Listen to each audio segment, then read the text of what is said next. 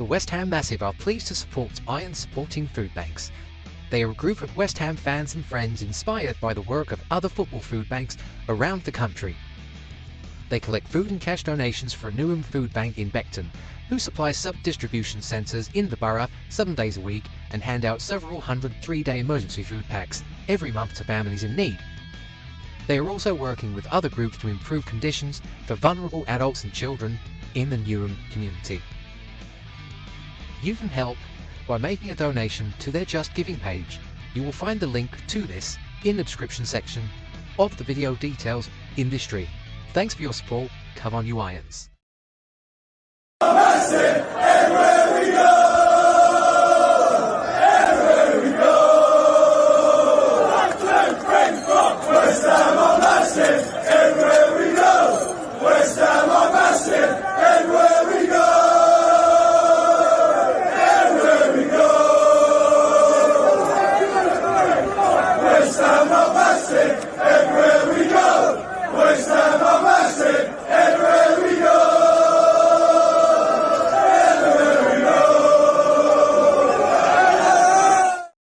Good evening, ladies and gentlemen. Welcome once again to the West Ham Massive, and thank you for joining us. Please don't forget to like, comment on, and share this stream to your social media platforms.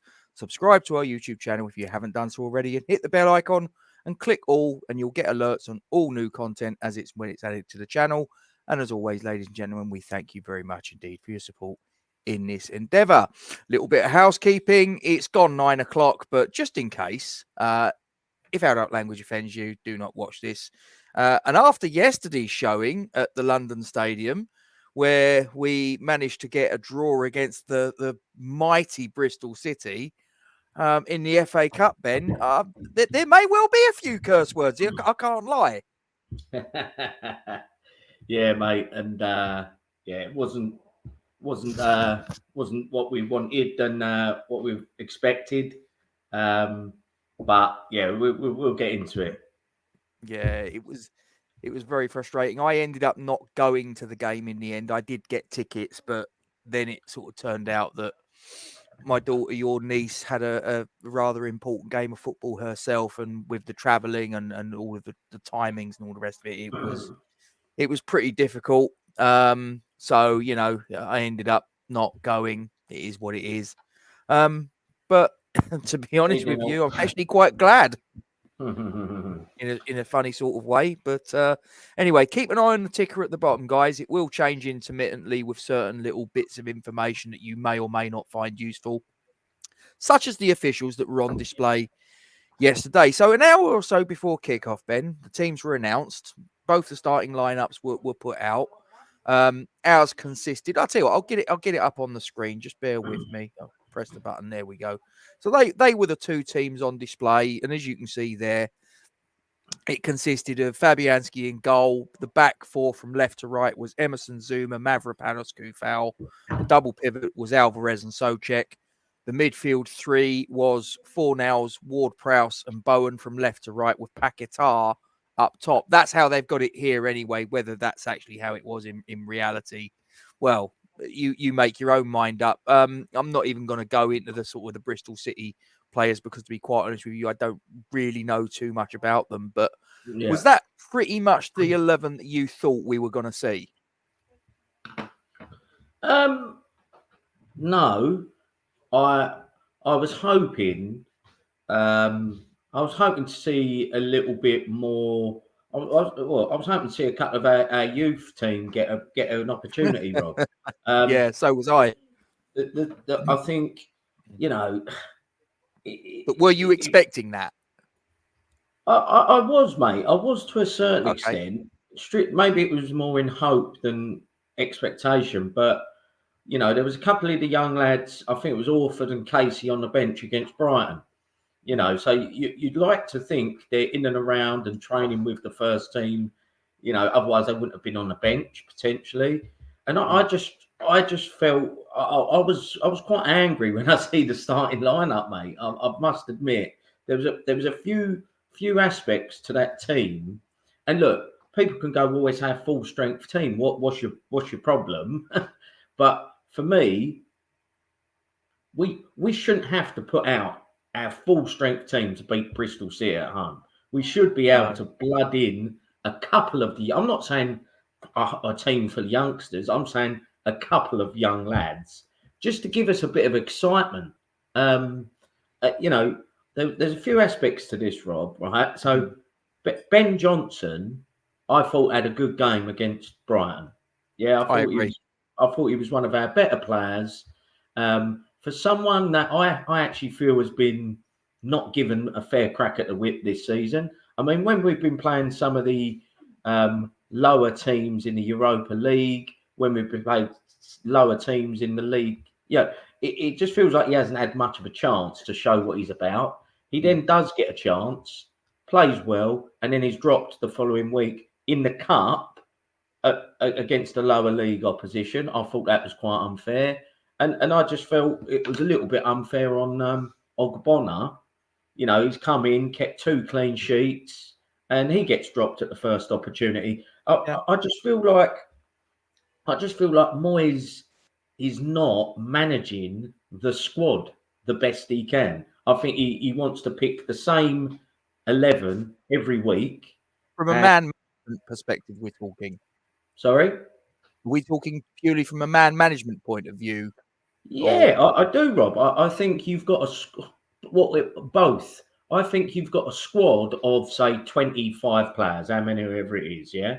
And I feel like there's no coincidence that all of our squad players have fell off the cliff this season. And I think that's the way they're being managed by, you know, I'm not saying it's all on Moyes, but I feel like, you know, certain players aren't getting an opportunity. So when they do, they're rusty and they're not playing well. It's like you've got the first 11 and then the reserves, you know, and I feel like other teams don't manage the squad in that fashion. But yeah, for me, I just felt the team was a little bit, I think it was a little bit stale and a little bit predictable and old. Is what I would say, Rob. One thing I put on the group that we're on, which I found quite interesting, our youngest player was 26 years old. Right. And when I looked at a couple of other teams, I don't know why, I just looked at Brighton's team because that was the last time we played. 9 out of their 11 players were under 26. So I think that's showing that, you know, it's young, it's exciting. You know, I'm sorry, just seeing them. I know it's our first team, but seeing a midfield of, say, Souček and Ward-Prowse, I could foresee problems even against the lower league opposition. Yeah, I'll be honest with you, mate. I was concerned that he was putting. I mean, when we did the preview, Charlie popped on and he gave a team that he wanted to see, and he gave his reasons behind it because he was thinking that there could be problems if we're putting out our full strength 11. Bristol City, they're going to turn up and they're going to want to try and make a little bit of a statement, if you will, a statement of intent. And there's always that little thing. I always wonder, Premier League footballers operate at a naturally, they're used to playing football at a quicker pace than Championship players, League One players, League Two. That's just, you know, it's levels at the end of the day. And I've always wondered whether when you have two teams that are used to playing football at different paces, is that possibly going to make injuries more likely? Because you've got players operating, they're moving the ball quickly. The ball's there 1 minute, it's gone the next, but they've got the slower player flying in for a challenge long after the ball has gone. Do you know what I mean? Yeah, I mean, I was following the game sort of on text and on the radio, Rob, because I wasn't there. And from what I can gather, people were saying that the Bristol City players were pretty rough and tough and giving our players a bit of a kick in. But you know, fair play to them.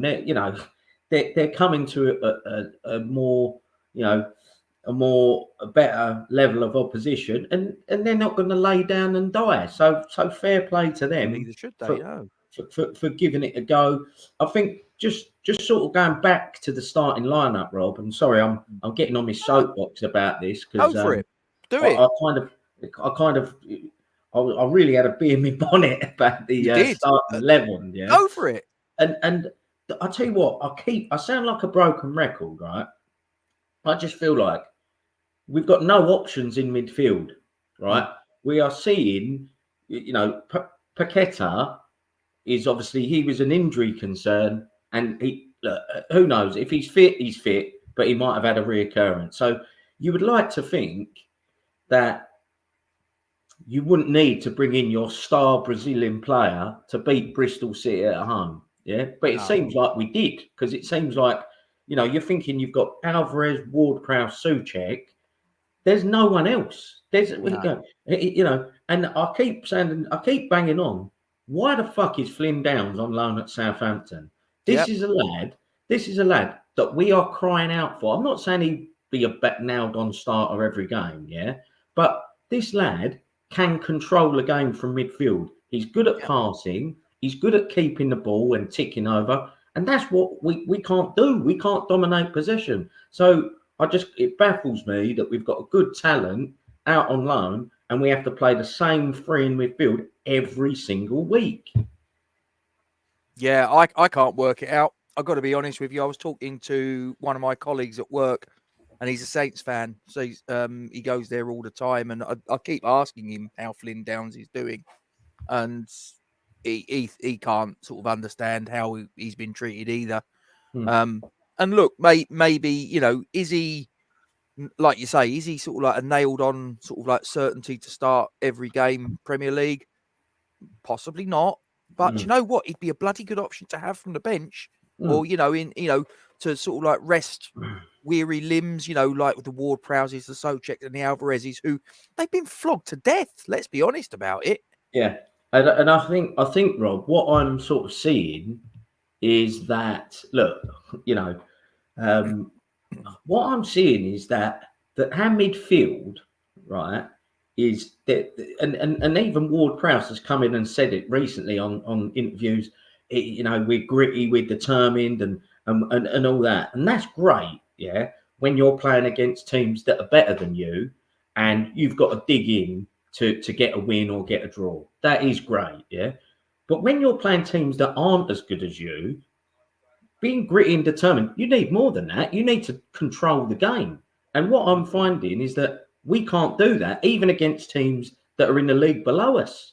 Come on, guys. We need some. So when we done our transfer show the other week, Rob, I said we need a central midfielder, ideally a technical ball player, and I mentioned someone, Andre Gomez from Everton. Yeah. Yep. Now this lad is probably past his best. I'm just saying, someone in that mould that's a silky ball player that can take hold of a game like we could have done with yesterday. Do you know what I mean? Instead of, the likes of, say, a Souček and your Ward-Prowses, it's one of them. Unless they're really getting a goal or an assist from a set piece, they're not really dominating the game from midfield and passing the ball and dictating the play. And, I think what was apparent yesterday is that as soon as Paqueta went off, we just lost control of the game.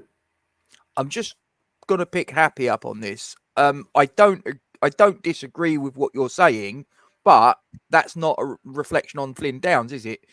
I was there at Old Trafford last season when we got beat 1-0 before the World Cup, and he played Flynn Downs as a number 10. Now, he went out there and he did the best he could, but he's a square peg in a round hole. But he's never going to turn around and say, no, I'm not going to do that, boss. He went out there and he did his bloody best. Yeah. And, you say they're happy, and I don't know if you're sort of like you're being a bit facetious, bit sort of like mischievous, whatever. If he was played on the wings, if he was played sort of like as a left winger, Flynn Downs, he'd go out there and he'd do his best. He might not shine. He might not be sort of like, prime Ryan Giggs or anything like that, but he'd give it a bloody go. And you know what? That's on Moyes. That is 100% on Moyes. I won't sort of like do down on Flynn Downs there. That's not down to him. Do you know what I mean? That's down to the fucking manager. I just think we're lacking fresh options, particularly in midfield. And we're having to play the same 3-4 players all the time. So and that's on Moyes for me, because if he's looking at his bench and he goes, "Oh, I don't fancy that too much," you've been here 4 fucking years, mate. You haven't just walked through the fucking door and you're like, well, this isn't really my squad. This isn't really my team. 4 years you've been here, and the players you've got, whether either signed on your watch or they're players that were signed by a previous manager. So whether it was Sam Allardyce, whether it was Slaven Bilic, whether it was Manuel Pellegrini, you've kept them on. You've kept them around. So whichever way, they're your players, mate. And if you're looking at that bench and you're going, that's not really going to sort of like cut the fucking mustard, it's like, that's on you. Yeah, and I think, look, just staying on sort of the starting lineup and the bench. What I'm getting at is that, you know, you've got Fornals, Benrahma, Cornet, all of which we've spent a big lump on. That all of them have fell off the cliff this season. I can't work it out. Because bad man management, mate. I'm telling you. I feel like they're just. I feel like Moyes' style, and I'm not in the changing room. Yeah, it's like Moyes' style is that if you've got your first 11, he's like, right, you boys are my first team, and it's like the others know they're fucking on the bench, and it feels like unless they tear it up, they're not getting an opportunity. So it was just, for me, I would have liked to have seen a little bit more rotation. So yeah, but obviously we didn't get that, and I just, when I see the team, I felt a little bit uninspired. Yeah, and I could see, I just could see that us struggling. Well, let's get into the first half, right? So we get 4 minutes in. Jared Bowen opens the scoring. I'll be honest, at that point, did you sort of go, oh, well, okay, you know, maybe Moyes knows what he was on about? You must have thought, okay, this is a good start. Now, let's really try and sort of like cement this. Let's try and get a quick second. Let's try and put this game to bed early. Make a couple of substitutions relatively early for David Moyes in about the 80th minute, something like that. You know, it was a decent start. Let's you know, I'm having a little bit of a rant and a little bit of a pop, whatever.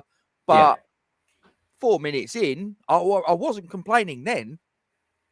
No, mate, no. Obviously, 4 minutes in, good pass from Paqueta, Bowen, good touch, round the goalie, finishes well, and you was hoping that, you know, we can really put the game to bed.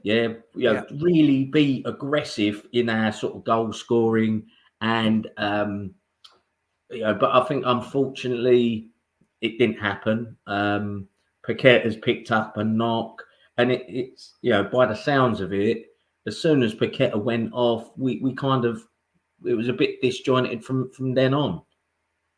Yeah, it did seem to all go a little bit pear-shaped. I mean, Mavropanos as well, I'm hearing that was a dislocated shoulder. Right. So he's going to be out for a while.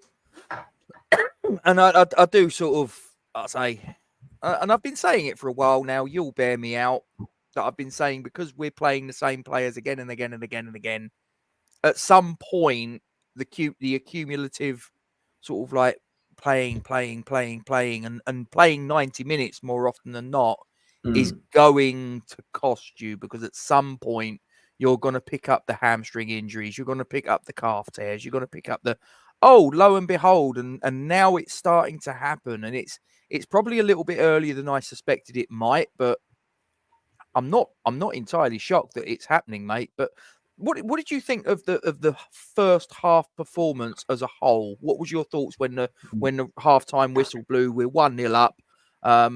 Obviously, we've had to make a couple of enforced changes at that point. What were you thinking? I was thinking, Rob, that I was thinking that we've kept 3-4 clean sheets in a row, and that even if even if we're not playing silky, flowing football, I was hoping that the good defensive record that we've had over the last sort of 1 or 2 months would just see the game through, albeit that, it sounded like it wasn't a particularly great watch. No. I mean, by the time I got in and started watching it live, I think it was about 10 minutes left of the first half, and it even seemed quite a drab affair at that point. 1-0 up, home game, lower league opposition, FA Cup, magic of the FA Cup. And I watched that for last 10 minutes of the first half, and the whistle went, and I just got this feeling of, it's like, here we go again. This is like, this just seems like the Brighton game all over again. Just grey, fucking boring. It is. Look, and the thing is, right, I was having this conversation with someone today, and it is completely bewildering, right? Because I think that non-West Ham fans, football fans that don't watch West Ham, and they're watching us from the outside, and they go, what the fuck are you cunts moaning about?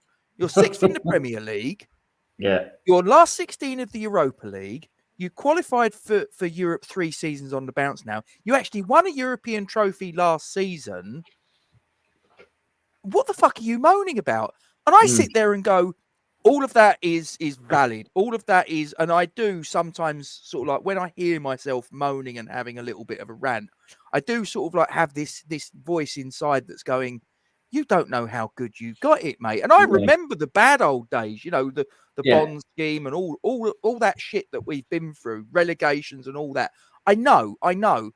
But for fuck's sake, it's an entertainment industry. And as I've said before, and I'll say it again, sometimes I get to a point in the match where I'm like, I just want to rip my eyeballs out and stamp on them. Exactly, mate. And look, there's ups and downs, and look, it is. Yeah. So the first half performance was, by the sound of it, the better half. And we moved into the second half, and it sounded like they was well on top, mate. I must admit, I was listening to TalkSport. They had the Man City game on, but they kept going back to the London Stadium, and all the commentator kept saying was Bristol City are on top, and they're making a right go of it, and then they scored, and it was like, it's no surprise that Bristol City have scored. And the interesting thing, Rob, not that I couldn't tell you one Bristol City player. So I think they look like they've got quite a young team. And interestingly enough, their manager used to be in the coaching setup at West Ham. He did. Liam Manning. I think he was like, I don't know, assistant manager of the reserve team or the under 18s or something like that. But it seems, I think he went to America and then come back, and he was in someone. I think he's meant to be quite a highly rated young manager. Yeah. Well, do you know what really annoyed me, right? You're right in what you say, that the general pattern of play in the second half just seemed to be that we was soaking it up. And I don't know whether it was because that was part of the game plan. I don't know whether it was that we were just getting overwhelmed. I'm not sure. To me, it looked like we ran out of gas. I really do think we were running on fumes, generally speaking. Right. That's how it appeared to me. But let's go to the goal. 61 minutes in, right? They equalised through Tommy Conway. Fine. The goal, the strike, fine. I don't think there was anything Fabianski could do about it. But let's just rewind a sec. It looked like, correct me if I'm wrong, this all stemmed from a fucking free kick that we had around the halfway line that Kurt Zuma took, and within 30 fucking seconds, we're picking the ball out the back of our cunting net. Really? Is that what happened, Rob? If you can talk me through it, it was a free kick from Zuma. What I remember is there was a free kick from Zuma. It was around about halfway line on our right flank. He took the free kick. The ball sort of like pinged around a little bit in sort of like central midfield. And then the next thing I know, the ball's coming back towards our goal. Now, watch the goal back. Because I'll tell you what, I starred this, and I'm not having a pop at you, Happy. I'm really not. But I saw this. And I went, I'm not so sure he is. I'm really not, because watch that goal back, right? He's coming across to Conway. And then the last 2 or so strides, he gives up. Watch it back. It's like he gets to a certain point and he gives up. And this isn't the first time he's done it. I think you've mentioned it before, Ben. There's been a couple of goals that we conceded where he's running, and then he just kind of goes, oh, bollocks.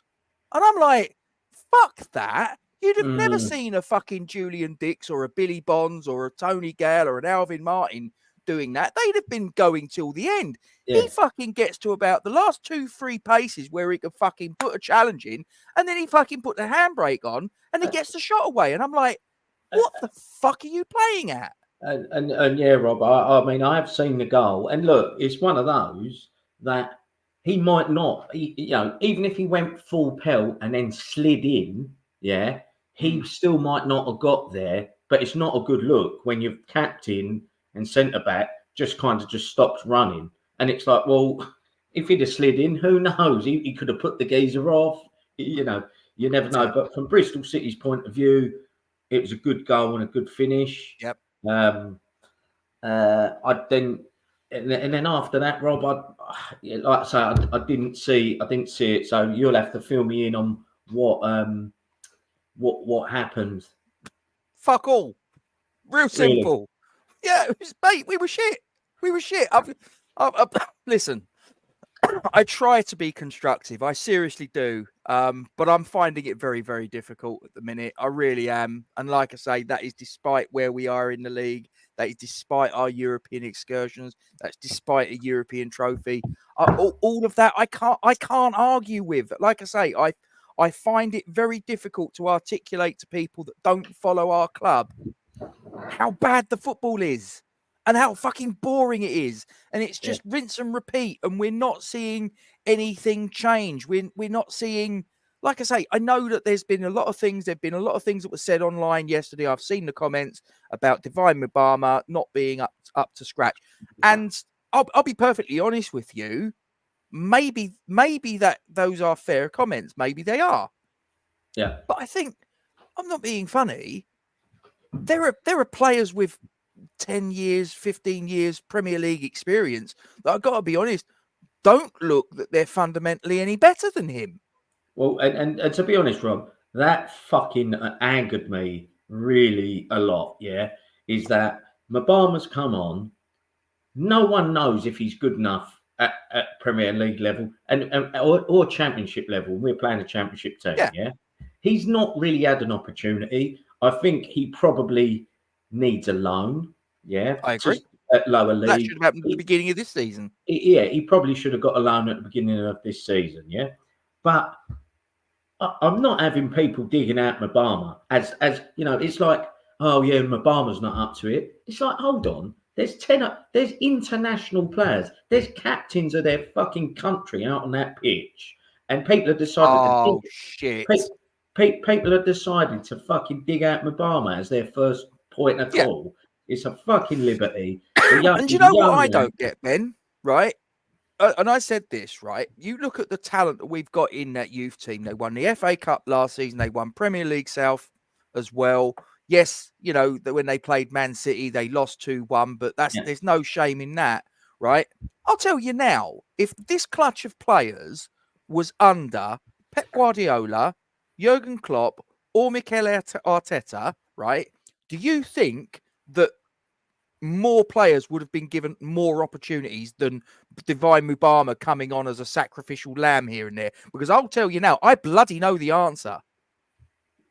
100%, Rob. 100%. And I tell you what, it made me chuckle when I was listening to the TalkSport coverage. Yeah, they had the Man City game on, and Man City is City, and they was winning 4-0 at the time. And City brought on, I think City already had Sergio Gomez, Oscar Bob. They already had a few players, young players on the pitch, and they brought on this Mika Hamilton. And then they said, we go to the London Stadium. Oh, West Ham bring on Danny Ings.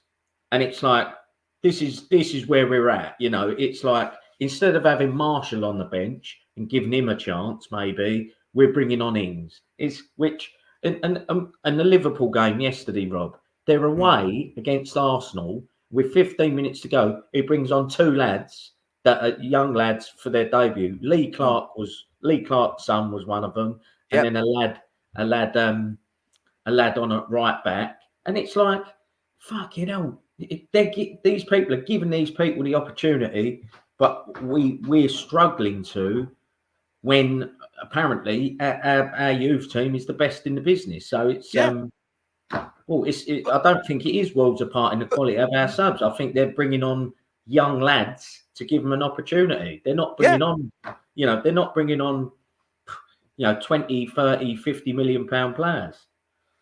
Yeah, no, I'm not having that, Charlie. I mean, he's a striker. He's paid to put the ball in the back of the fucking net, and for 125k a week, he can't do it. So I'm not having that. Listen, you're entitled to your opinion, but nah, not for me.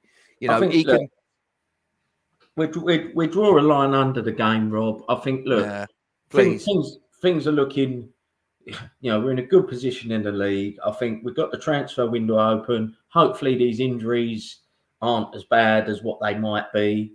And I think we might as well disband it, Andy.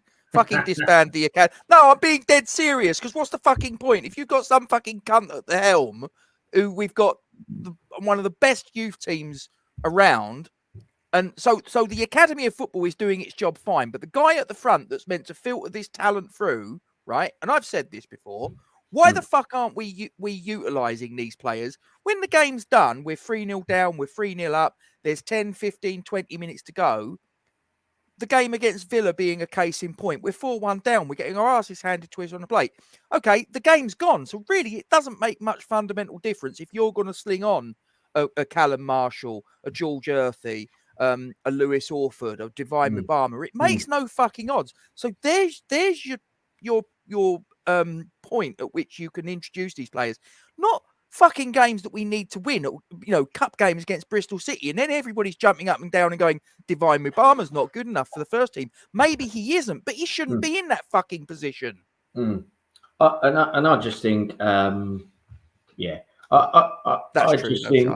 I just think, would we have played any worse yesterday if Ollie Scholes was at left back and George Earthy was in the place of Pablo Fornals? I'm probably not. Do you know what I mean? No. So, and it would have given them a bit of experience. But look, we're it is what it is. It is what it is. But I think, Rob, we've got to try and get through this next round, though, or this round, because Arsenal are out. Yeah. City have just drawn Spurs away, so one of them is going out. It could be that if we can get through the next round, all of a sudden, we could have a good chance. So I think we've just got to draw a line under a couple of sort of substandard performances, try and strengthen. Hopefully these injuries aren't too bad, and just get back to it against Sheffield United. Well, you say against Sheffield United, as I say, we got to obviously get through the replay against Bristol City, which I don't think is going to be an easy thing by any stretch of the imagination. I really don't. I mean, and it's a game that we could have done without. I mean, I dare say that probably they've probably been sitting there going, oh yeah, nice little warm weather training camp. We could go to Dubai, we can have a, nice little sort of like stretch about, kick about, rest the limbs, sit by a pool, have a couple of sort of no alcohol lagers. We can really sort of recharge batteries. That's fucking gone now. That's down the shitter. When is the replay? The replay is Tuesday the 16th is what it is at the moment, unless, of course, the TV companies jump in and say, we're going to move that because we think there could be a giant killing, which wouldn't shock me. Okay. Well, look, we need to go out there and do the business. It looks like we're going to be without a few of the big players. So let's see who comes in, and it's an opportunity for someone else. Yeah, but it's like I say, this is going to be one of the biggest games of the season. It's a knockout game, and it's got to be decided. You can't. There's not another replay. So this is it. I mean, it would be typical of Moyes to do something as fucking boneheaded as that and put in a couple of youth players and all that, and then he could turn around and go, "Ha! If we get beat, aha! See, there you go. That's the reason why." But it's like, no, hold on. You shouldn't be putting him in fucking critical games like that. As I say, you should be putting him on in games where the pressure's not there and they can just go out and play. They can just do their thing. That's what Jurgen Klopp does. That's what Pep Guardiola does. Instead, this fucking wanker sits there and he doesn't even fucking pick him half the time. You know, a lot of the time you'll look at the bench and where's the youth? It's like we've got fucking old men on the pitch, on the bench. It's like a fucking. You look at the bench, it's like a fucking episode of Dad's Army. He's dead. He's dead. He's got Alzheimer's. He's dead. Oh, hang on, it's West Ham substitutes bench. Okay, well, look, I think there's probably. I ain't got nothing more to say, Rob, on it. It was, wasn't great, but we've got the opportunity to put it right, and hopefully we do. Yeah. Well, I'm keeping fingers crossed that I might get lucky or unlucky and with the tickets for the Bristol game, actually. But I've got to wait till 9 a.m. on Wednesday, which is when my window opens. So if there's any tickets left by then, I might get lucky. And if there's not, it is what it is. But, I've only ever drove through Bristol going to Cardiff, but bring on the under 23 game tomorrow. Yeah, there's an idea. I might actually get into that. Yeah, I think that, funnily enough, Rob, I think that one you can watch that on sort of like Wickham's website or something like that. So I think if there's anyone watching that's interested in seeing some of the young lads, I think Freddie Potts might even be playing against us. Who knows? No, he can't play. He can't play. Okay. No. Well, look, that's I think told anyway. I believe that's like on their website. So yeah, might be. Are there tickets available? I'd imagine so. Yeah. Yeah. So the only thing is, I mean, sort of like if it wasn't for the fact I'm in Peterborough tomorrow and I'm staying overnight, I might have sort of had some of that. Have you ever been to Adams Park? No. I went there a couple of years back, and it's the weirdest thing. Sort of like you sort of like you go into this industrial estate and you're walking for fucking, 15 minutes or so, and there's all these fucking units around it. Look, like I say, it just looks like an industrial estate. You come right to the end on the left, and there's a fucking football stadium there. It's weird. So I don't know who you are, Facebook user, but thank you very much. Do appreciate it. Cheers, guys. Well, I think Rob, we move on. Like I say, we've both had a bit of a whinge. Sorry, guys, but I think it was it's cathartic. By the sound of it, it was a bit. There wasn't too much to shout about, but we're still in the tournament, and hopefully we can get through.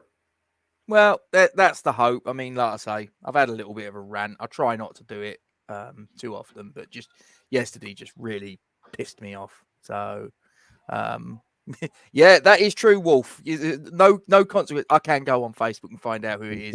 I'll do it later. I can't be asked to do it right now. But guys, thanks for listening. Hopefully we'll get through, and on all this will be a storm in a teacup, and we can all sort of laugh about it later. But guys, as I say, really do appreciate you sort of turning out and coming to sort of join us. Please don't forget to like, comment on, and share this stream to your social media platforms. Subscribe to our YouTube channel if you haven't done so already. Hit the bell icon for alerts of new content. Don't forget to click all. And as always, ladies and gentlemen, we thank you very much indeed for your support in this endeavor. We are going to disappear. The next planned one we're going to do is obviously going to be the preview for the Bristol City replay, which, as I say, at the minute is scheduled for Tuesday the 16th of Jan, so we'll probably do it the day before, but of course TV companies might get involved and swap it around and do whatever. But anyway, you too, Charlie, and all you guys that are still there, and don't forget to give your support to the Iron Supporting Food Banks charity, and we will see you next time. Take care, guys. The West Ham Massive are pleased to support Iron Supporting Food Banks. They are a group of West Ham fans and friends inspired by the work of other football food banks around the country. They collect food and cash donations for a Newham food bank in Beckton, who supplies sub-distribution centres in the borough 7 days a week and hand out several hundred 3-day emergency food packs every month to families in need. They are also working with other groups to improve conditions for vulnerable adults and children in the Newham community. You can help by making a donation to their Just Giving page. You will find the link to this in the description section of the video details in this stream. Thanks for your support. Come on, you Irons.